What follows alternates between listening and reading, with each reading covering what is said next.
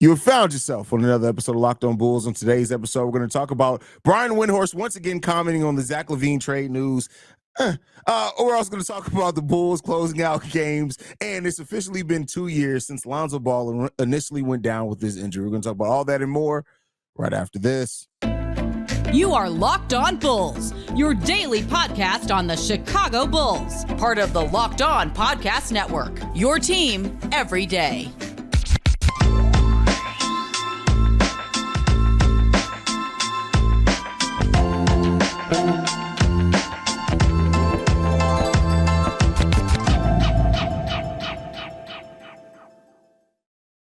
Thank you for tuning in to Locked On Bulls, member of the Locked On Podcast Network, where it's your team every single day. That's Pat the Designer, host and creator of the Windy City Breeze, and host of the Chicago Bears podcast over at ESPN 1000. I'm Haize, host and creator of Chicago Bulls and Chicago Bears Central YouTube pages and podcasts. And today's episode is brought to you by Jase Medical. Go to empower yourself when you purchase a Jase case, providing you with a personal supply of 5 antibiotics that treat 50+ infections. Get yours today at jasemedical.com and use code LOCKEDON to get $20 off your order. That's JASE medical.com. Pat, another Zach LaVine trade update or whatever you want to call it. Brian Windhorst was on ESPN, and he says this: if they could trade Zach LaVine in the next 5 minutes, they would trade him. And Zach would happily go to the airport. I don't think anything has changed here. I think they absolutely want to trade him. Now, with Zach LaVine coming in, fitting in well, like playing some of the best defense of his career, I would say, in the last 5 games, facilitating, not really trying to disrupt the offense at all, which is one of the things we did want to see from Zach LaVine when he returned, is how he was going to fit in. But I think some Bulls fans have held out hope that this thing, that we may still end up holding on to Zach LaVine. And me and you've been consistent in telling people, we had Darnell Mayberry on, everything's still pointing to this thing is still going to probably end in a separation between Zach LaVine and the Chicago Bulls by this year's trade deadline. How you feeling about it, Pat? I mean, listen, if you're still holding out hope, give up. Like it's what Brian Windhorst is saying to me sounds exactly in line with what we've been saying the entire time, right? Zach LaVine has to come back and has to play better because of the narrative that was created when he was out, and the Chicago Bulls all of a sudden started winning day in and day out, right? Like all of a sudden we're looking at this team, we're like, wow, they're really a lot better without him. Now you see him, which in any role he would be traded to, he's going to be a number 2. He's not going to be the number 1 option on these teams. So you see him now in a more of a number 2 role behind Kobe White, who's been scoring at an extremely efficient rate. And you see a guy who's able to go out there and fit in really well with what the Bulls are doing. What that doesn't change is the dynamic that the Chicago Bulls have between the player and the head coach, the dynamic that Zach LaVine has wanting to be that kind of player in a system. And on top of it all, the dynamic of the belief of the organization is Zach LaVine to be a winning player. At the end of the day, the Bulls don't believe that a team with Zach LaVine goes a long way. That's what it's going to come down to. And so I 100% agree with Windhorst. I think Windhorst understands, or I think Zach LaVine understands how the organization feels about him. I think he feels a different way about himself, which I love that he still believes that he's this, he can go out there and be an elite 2 guard in the NBA. Great. But it's probably not going to happen here, and you're probably going to see this relationship end up being moved on from. Now, the interesting part is going to be if Jerry Reinsdorf is going to let things through, because like we talked about before, right, is he actually using some veto power here on some of these deals that we're seeing? But listen, I would say prepare yourselves to give up on Zach LaVine being here long-term, because there are too many dynamics that don't have to do with basketball on the court that are in play here. Yeah, and I think that's a great way to put it, is that I get hoping, right? And don't get me wrong, like a Zach LaVine that's locked in the way that we're playing, I think could be a really good player. I think when you go back and look at Zach LaVine on that gold medal team, he stepped up defensively basically that whole stretch because he didn't have to take on that load offensively. And I think when Zach LaVine, we've said it, he's better at it as a number 2, and that's fine. There's people try to say that like it's a bad thing. I tell you what, if you can be the second best player on the team and it can be a successful team, that's damn good. There's not a lot of people that can say that. So I get it, and I get the hope out because we want this team to be great, of being able to hold on to a player that really rounded out their game here in Chicago. But all things are pointing to the same direction, and to deny that is just being willfully ignorant. Yeah. This is not going to end in Zach LaVine staying a Chicago Bull. And people can say all day, well, we should be trading DeMar before Zach. Not disagreeing with you per se, but you still got to come to the reality of it is that Zach LaVine will be moved. That's probably what's going to happen. Yeah, and unless there's some, like, there would have to be something publicly done, right? Because the trade request is publicly out there now. We know that the Bulls are putting out feelers. We know that the Bulls are trying to talk with teams to get him moved. Rescinding the trade request would have to be something that Zach LaVine does publicly and says, listen, I want to be here for a long time. I don't want to leave the Chicago Bulls. I don't not want to be a part of the Chicago Bulls. And then everything goes back to the status quo. But at the end of the day, right now you're in a position where that's probably not going to happen.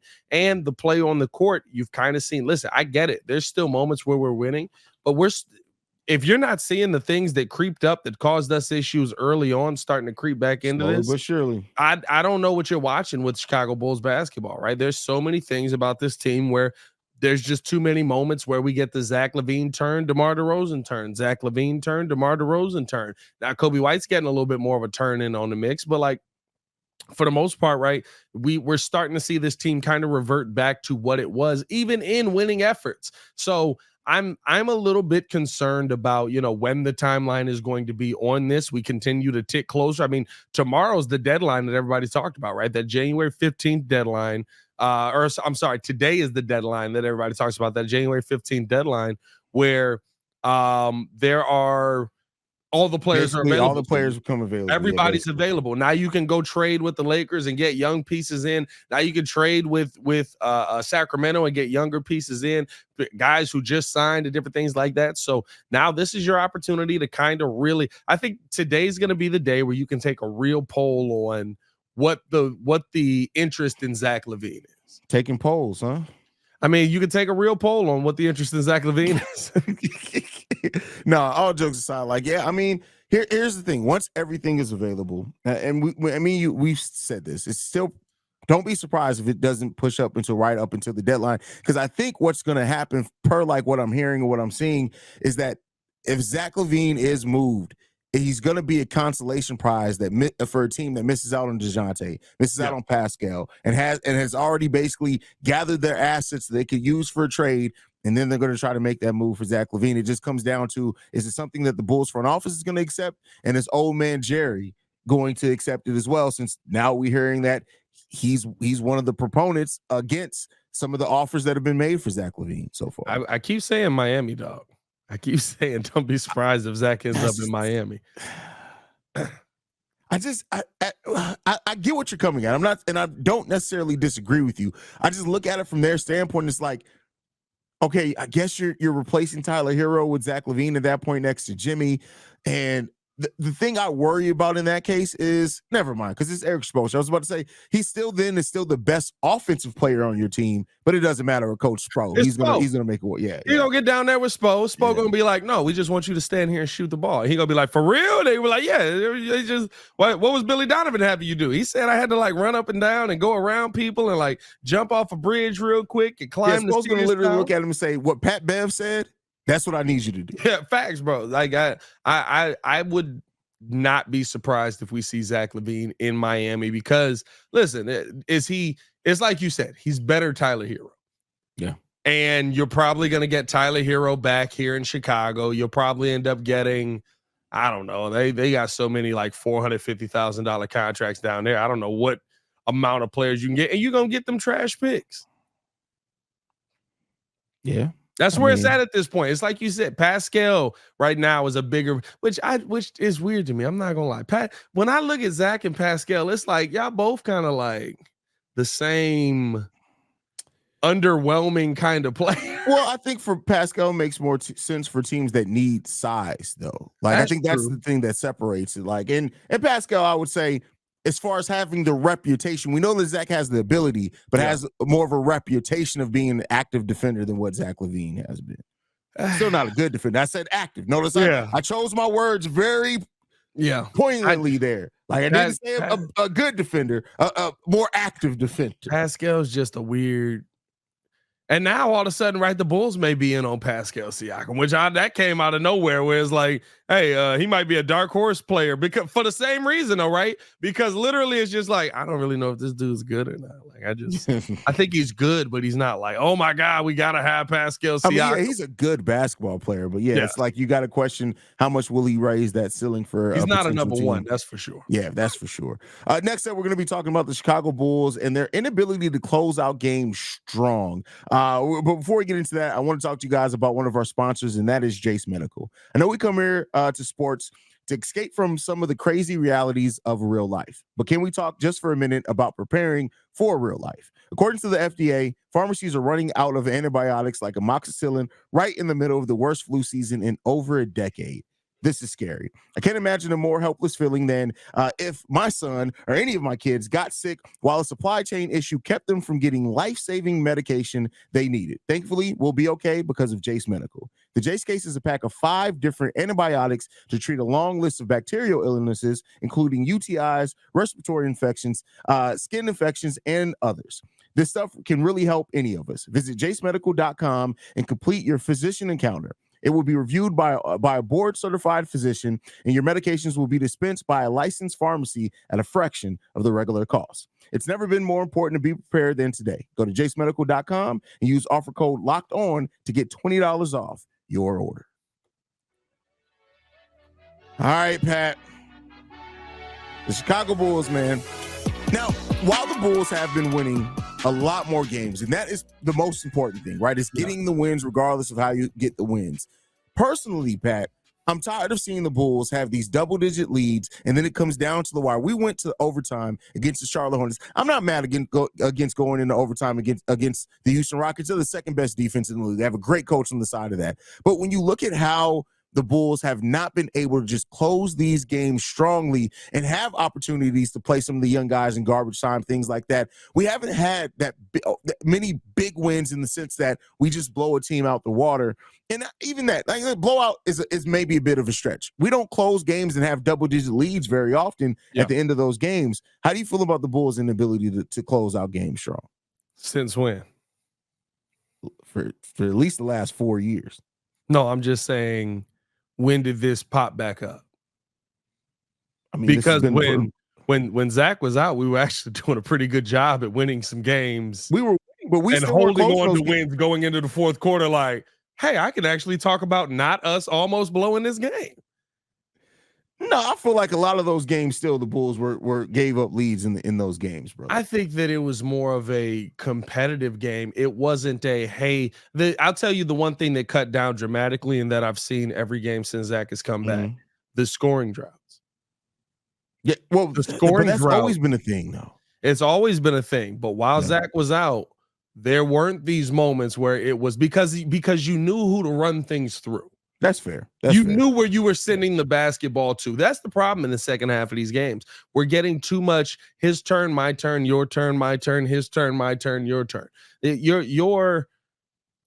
When Zach was out, the times where we would have like 2-3 minute scoring droughts would be in like the second quarter when the only people in there were Dalen Terry, Ayo Dosunmu, Patrick Williams, right? Like you weren't seeing it as much. And then when you were seeing it, you were like, well, yeah, but we got to give our starters a breather here. And this team is good enough defensively to keep you in the game. Now you're seeing it again with your starters in the game going into the second half of games. From the third to the fourth quarter, we've seen it almost every game that they've been back. Where there's just this lull in scoring. And it's just like, hey, guys, we got to figure out how to put the ball in the basket and not have 4 minutes where we don't do that. I think it's just too many people that need the ball in their hands. There's one basketball and there's too many people that need the ball in their hands, especially with Kobe White stepping up how he has for this dynamic to work. We lost the game the other day versus the Golden State Warriors where the Chicago Bulls had 3 players that scored 25+ points. And it's just like, how did we lose this game? And then you go rewatch the third, you rewatch the fourth quarter, and you're like, oh, there's just random stretches where We're just walking up the court, pulling jump shots, going back down, trying to play defense versus one of the best scorers in NBA history. And all of a sudden, the ghost of Klay Thompson return. Like it's again turning back into the offense that it once was. And me and you have said this a million times, right? Like when adversity hits you, you're going to fall back on who you are. With one of those two out in DeMar and or Zach, who that team is a very different basketball team than when all three of them are in there, because what two of those three are going to fall back on is, I'm going to shoot us out of this. I get where you're coming at with that. I don't really think that was a thing in the Spurs game with Zach only taking 8 shots. But I mean, generally, the long scoring droughts are a huge problem for the Bulls team as well.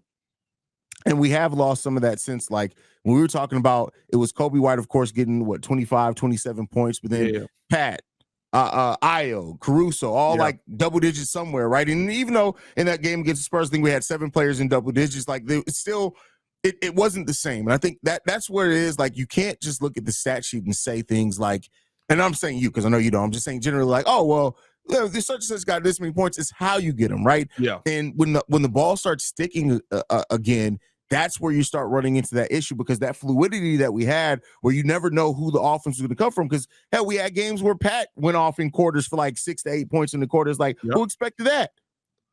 And I think the problem is, right, you had too many guys on the court who,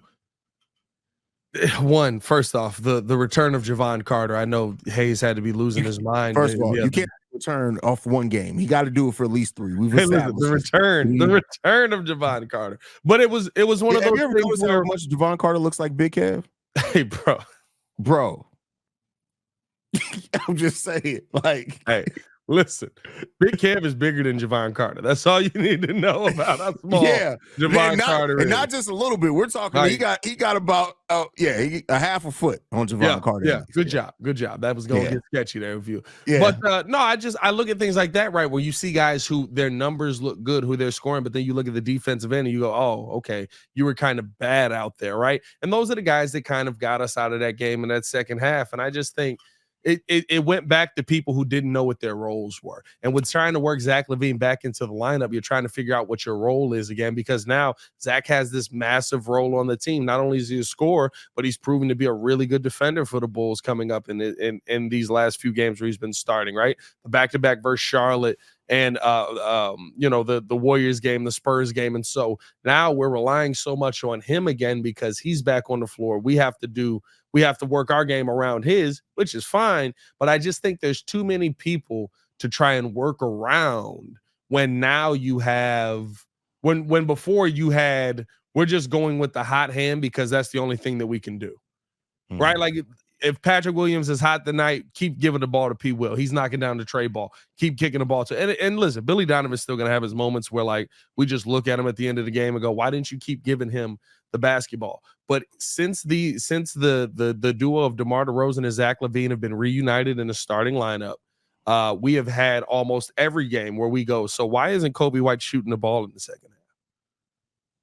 Like that to me is the entire dynamic of the team changing, and Kobe kind of saying, listen, if they got to go and get them the ball. Now, again, like you said, in the Spurs game, very different, but for most of these games here, we watched Kobe White just kind of disappear, and he's gone into the half, usually being the highest point getter. Yeah. So I think that it's what we talked about before.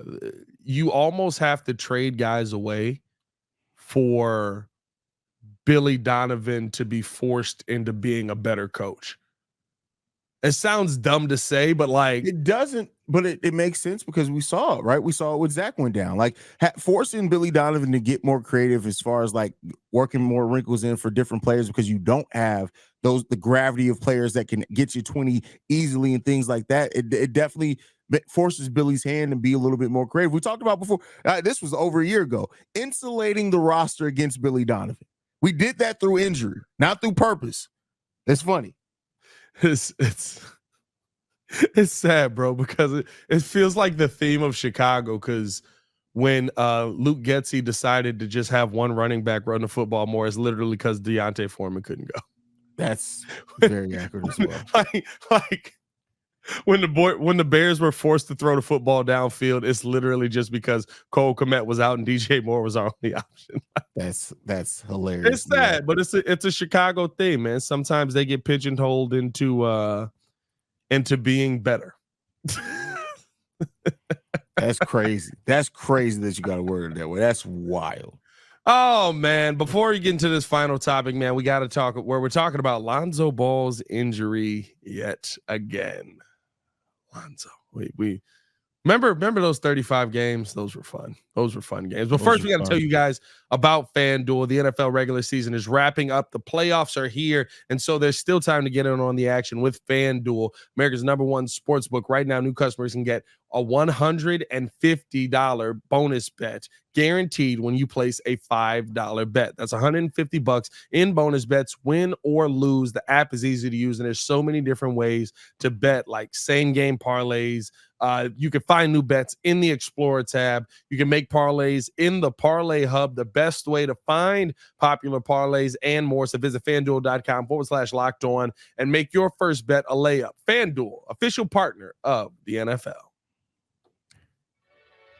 All right, Pat. You know what? I'm going to say this right now. This will be the last time that we talk about Lonzo Ball until he gets back on a basketball court and practices for the Chicago Bulls, because I'm done. But 2 years officially, as of yesterday, since Lonzo Ball went down with his injury against the Golden State Warriors, surprisingly enough, in the same game that Zach LaVine went down in as well. And over that time, we've gotten 2 68-week timelines, 3-month timeline that didn't get hit. And finally, the Bulls just said, basically, he'll be back when he can be back. When you look back at it, and you know what? I don't even want to reminisce about those 35 because I'm so tired of people romanticizing what that 35. The Bulls played damn good basketball. Do not get me wrong. But there are some people who really thought we were about to be a championship contender based off that. And that team had some big flaws. People just forget the big flaws that still were on that team because we were #1 team in the East. Yeah, and we had played nobody important at that point. But anyway, when you look at the last 2 years, what they meant for Lonzo Ball and just what could have been, what do you think, Pat? I think of a player that you just hope he's able to get his career back. That's where I'm at with Lonzo at this point. It's pointless to romanticize the 35 games, like you said, and yes, you can think about the what could have been, but what could have been is gone. What do they say? It's better to have loved and lost than to never have loved at all. There y'all go. You got your 35 games, Lonzo. Remember it fondly. And let's hope we can find another Lonzo. Like that's all it is at this point for me. I'm not worried about what Lonzo Ball can bring to the team at this point since he's been out 2 full years, and you're in the same position. I mean, heck, we're on pace to win 41 games. At most, if we keep playing with the winning pace we have. We're really on pace to win 38 games. But if we keep playing like we're playing, we can win 41. Like, that's not good enough. And Lonzo Ball coming back will not fix that. Not the Lonzo Ball is going to come back. It will not. So, and that's just what people have to realize. Like, I still see people in comments like, just wait till Lonzo's back. Listen, when Lonzo comes back, he would be over. Keep in mind, the season doesn't start until September. That's another 9 months. That's 3 years basically away from basketball. Yeah, he's not going to be the same Lonzo. And he only has 1 year left on his contract. So, like, do not expect Lonzo Ball to come back and be the Lonzo Ball that you saw when he left. It's just not going to happen. And so, because of that, like, I hope that he's able to get his career back. Don't mistake my words. I hope that Lonzo can defy the odds, come back, and have a Sean Livingston at the minimum of return in the NBA. Hopefully. At the minimum. Like I said, at the minimum. It's not bad. But if you're expecting Lonzo to come back and all of a sudden start making this team work again, let it go. Let it go. Yeah, it's pretty much a done deal at this point to me. I mean, like I've said, I would love to see Lonzo get back on the court, but at this point, like I'm in the mindset of, can he be some kind of player coach? Can he be somebody who's a different set of eyes? Are you bringing him back? Kind of like, if I'm bringing him back for minimal money and, get out there and run every now and then, bring him back in a UD role, because I would love to have his mind on the team. I would love to have, his input on what he's seeing on the team, but he's probably not ready for that. You know what I mean? Like we're heading into, we're heading into a portion of the season now where we still haven't even decided on using his disabled player exception, and we probably won't, right? But like, I've moved so far past Lonzo Ball because of the time that's passed. If he's able to come back, great. If he's not, I thank you for coming through Chicago and giving us 35 games. It was fun. And that's basically what it just boils down to. Like, the time here was fun. Like, don't get me wrong, it was great to see. I love the way that we played. I love Lonzo. Like I said, there it's been very few things over the last 8 years of being a Bulls fan that was more exciting than when Lonzo started getting in rhythm and he would do that dumb thing where he would make a big shot and bounce off one leg and do the guitar thing. Like, it was great to see. It was fun as a Bulls fan to see. But you got to let those moments go. You know what the worst thing you could do is go down memory lane and keep thinking what could have been. I do it once a year with Derrick Rose. I don't know if you saw my Derrick Rose nostalgia post. I do it once a year. But sometimes, at some point, you just got to let it go. Listen, just like the Dallas Cowboys need to do, just let it go. Just let it go. It's over. Hey, man, appreciate you guys for tuning in and showing love to another episode of Locked On Bulls. Follow us on everything at Locked On Bulls. You can follow me on everything at Pat The Designer. Appreciate y'all for showing love, man. You guys can follow me at CEO Haize. You can follow us collectively at Locked On Bulls. I want to thank you guys for tuning in to another episode of Locked On Bulls. We are free and available on every podcasting app and platform of your choice, as well as the Odyssey app and YouTube. For Pat The Designer, I'm Haize. This has been Locked On Bulls. Peace, y'all. Peace.